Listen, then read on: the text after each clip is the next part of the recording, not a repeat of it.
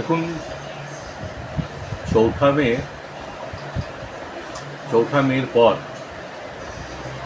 যেভাবে সারা পশ্চিমবাংলা জুড়ে একটা রাজনৈতিক হিংসার একটা আশঙ্কা ছিল, সেই আশঙ্কা থেকে আমাদের রাজ্য সভাপতি যখন বিজেপি জনগণের সমর্থনে যখন এখানে মেজরিটিতে এসছে, তারপরে যেন ওই পুরনো সংস্কৃতি যেটা তৃণমূল বা বামফ্রন্টের আমলে যেই হিংসা সংস্কৃতি চলছিল, সেই সংস্কৃতিটা পাল্টানোর জন্য, সেই সংস্কৃতিটা যেন অব্যাহত না থাকে, তার জন্যে আমাদের রাজ্য সভাপতি শ্রমিকদা সব কর্মীদেরকে সতর্ক করেছিলেন এবং বার্তা দিয়েছিলেন যে আমরা কোনো রাজনৈতিক হিংসার মধ্যে যাব না, আমরা কোনো রাজনৈতিক হিংসা করব না।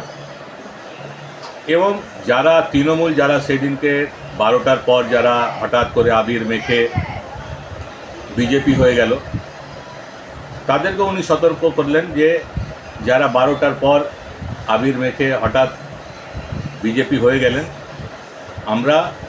আমাদের এখানে কিন্তু দরজা বন্ধ আছে, এখানে কোনো রকম সুবিধাবাদীদের এখানে দলে স্থান দেওয়া হবে না। কিন্তু পরবর্তীকালে আমরা দেখলাম যে রাজ্য স্তরে বলুন বা কেন্দ্রীয় স্তরে কিছু এমন ঘটনা ঘটল, কিছু এমএলএ এমপিরা যেভাবে আমাদের উচ্চ নেতৃত্বের সাথে সম্পর্ক করে বা যেভাবে হোক কিছু এমন ঘটনাক্রম যেটা বাংলা রাজনীতিতে ঘটলো, সেটা হয়তো অনেক সময় মানুষের মনের মধ্যে একটা দাগ কাটলো যে যেই কথাটা শ্রমিকদা বললেন সেইটা হয়তো কাজটা কিন্তু তার উল্টো হচ্ছে, তার বিপরীত হচ্ছে। তো এটা আমারও মনে হলো, কিন্তু পরবর্তীকালে আমরা মনে করলাম যে অনেক সময় আমরা রাজ্য স্তরে যখন অনেকগুলো জিনিস চিন্তা করি, বৃহৎ স্বার্থে যখন জাতীয় স্তরে কোনো বিষয় আসে, তখন অনেক সময় ছোট ছোট স্বার্থকে আমাদেরকে ত্যাগ করতে হয় বড় স্বার্থকে পূরণ করার জন্যে। তো কোনো জাতীয় স্তরে কোনো হয়তো পার্টি এমন কিছু চিন্তা করেছে যে আমাদের তাদের সমর্থন খুবই প্রয়োজন, না হলে আমাদের হয়তো আমরা যেটা করতে চাইছি ভারতবর্ষে সেটা আমরা করতে পারবো না, বলে তাদের সমর্থন দরকার।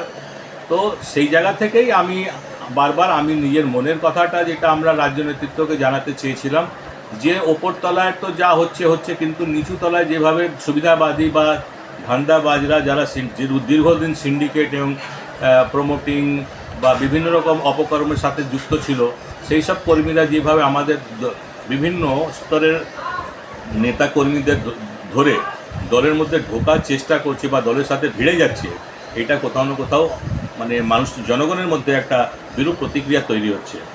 এইটা থেকেই আমার ওইটা দৃষ্টি আকর্ষণ করার জন্য এটা আমার বলা ছিল।